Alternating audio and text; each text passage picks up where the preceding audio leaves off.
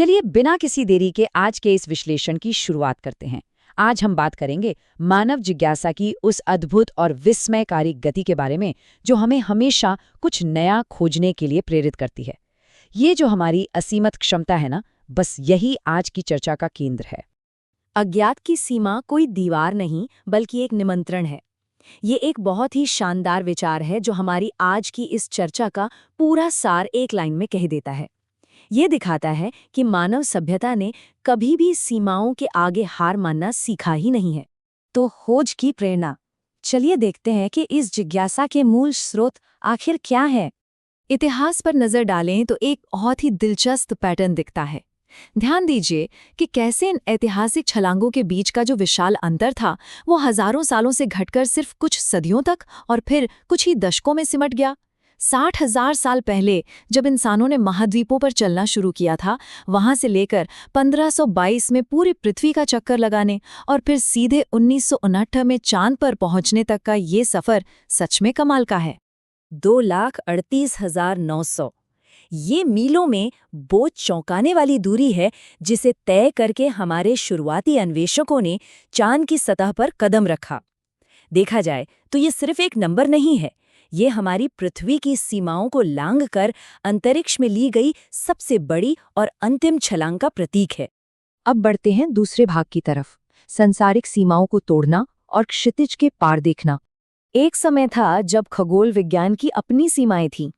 हम सिर्फ पृथ्वी को केंद्र मानकर चलते थे और नंगी आंखों से जितना आकाश दिखता था उसी पर निर्भर थे।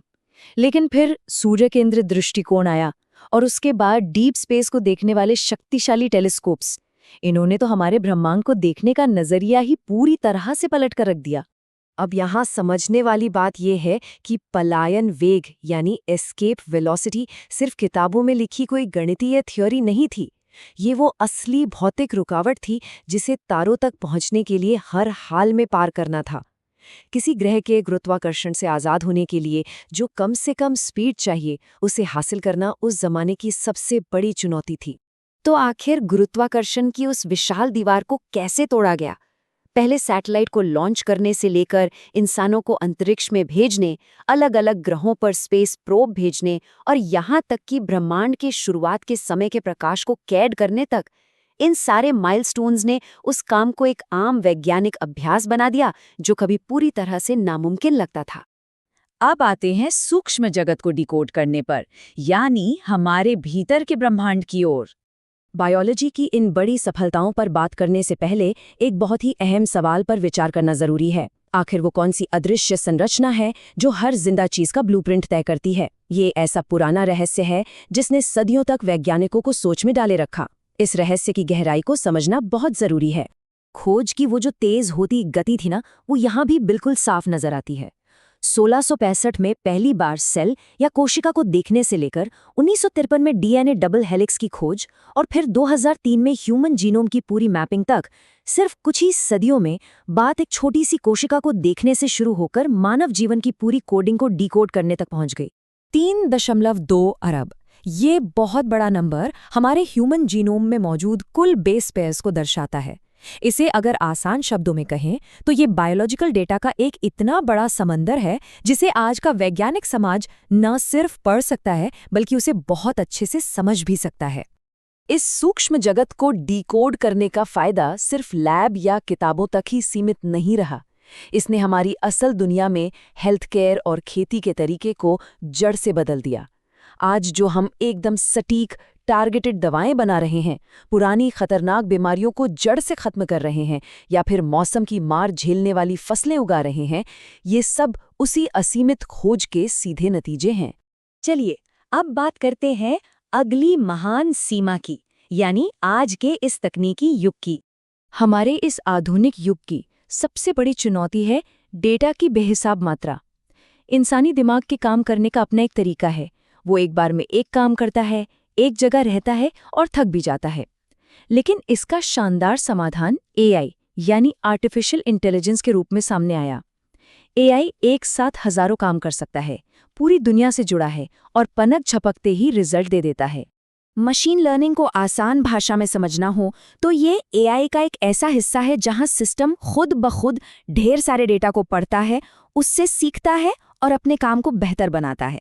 सीधे शब्दों में कहें तो आज मशीनें इंसानी दिमाग की मदद कर रही हैं उन जटिल पैटर्न्स को खोजने में जिन्हें हम अकेले शायद कभी नहीं ढूंढ पाते। आज हमारे चारों तरफ डेटा और जानकारी का एक ऐसा विस्फोट हो रहा है जिसकी पहले कभी कल्पना भी नहीं की गई थी। 2010, 2020 और 2030 के लिए अनुमानित डेटा की इस छलांग को देखिए। आज के जितने भी जिज्ञासु दिमाग हैं वो डेटा के इसी विशाल समंदर में गोते लगा रहे हैं ताकि भविष्य के और भी बड़े इनोवेशन किए जा सकें। आखिर में आते हैं इस बात पर कि आज के समय में खोज क्यों मायने रखती है और ये गति कैसे जारी है। मानव प्रगति का एक बहुत ही शानदार चक्र है जो इतिहास में बार बार दोहराया गया है।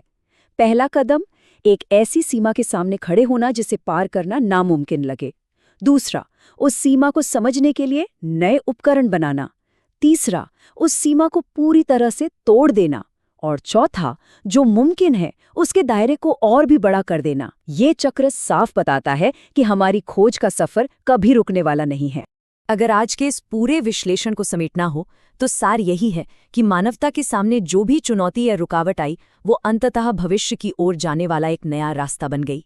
चाहे वो दुनिया के नक्शे बनाने का दौर हो, अंतरिक्ष का सफर हो, बायोलॉजी का क्षेत्र हो या फिर आज का तकनीकी युग, हर काल की सबसे बड़ी मुश्किल का एक ऐसा नया समाधान निकाला गया जिसने हमारे पूरे समाज को बदल कर रख दिया। भविष्य की जो सबसे बड़ी और दुनिया को बदलने वाली सफलताएं हैं वो अब एक दूसरे से जुड़े हुए अलग अलग क्षेत्रों में आकार ले रही हैं। चाहे वो डीप स्पेस एक्सप्लोरेशन हो, क्वांटम कंप्यूटिंग हो, एडवांस्ड बायोटेक्नोलॉजी हो या फिर रिन्यूएबल एनर्जी, बस यहीं पर हमारे आने वाले कल के सबसे बड़े चमत्कार जन्म ले रहे हैं।